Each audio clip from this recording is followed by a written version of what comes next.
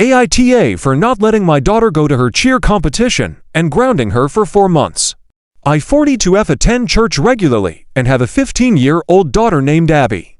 Abby is part of the church's youth group, and I sometimes volunteer as a youth leader. There's a girl in the group named Zoe 16F who lives with her grandparents. During one session, we were taking turns reading from the Bible.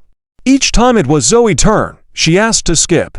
Initially, I let her skip because I thought she might have anxiety. However, after the 5th time she asked to skip, I told her we couldn't keep skipping her turn.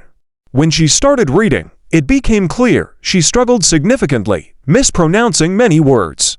Later, I learned that Zoe only learned how to read around age 12, so she's still working on her literacy skills. Halfway through, I told Zoe she didn't have to continue reading. Later, I found out that Abby had been making fun of Zoe for her reading difficulties. She would sarcastically ask Zoe to read things, like words on posters, and would exaggerate stumbling over words when reading aloud to mock her.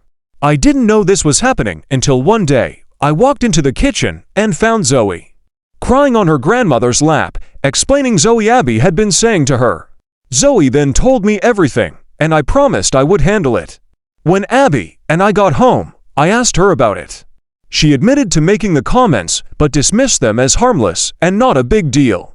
Abby is on her school's cheerleading team and had a competition coming up, so I told her, if it's not a big deal, then it won't be a big deal for you to miss the competition this weekend.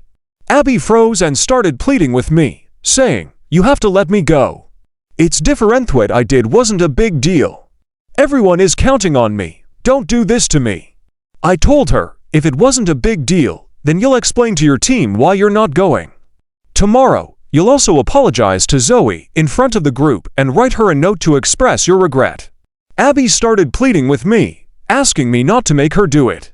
She screamed at me, "Mom, you're being a fucking asshole."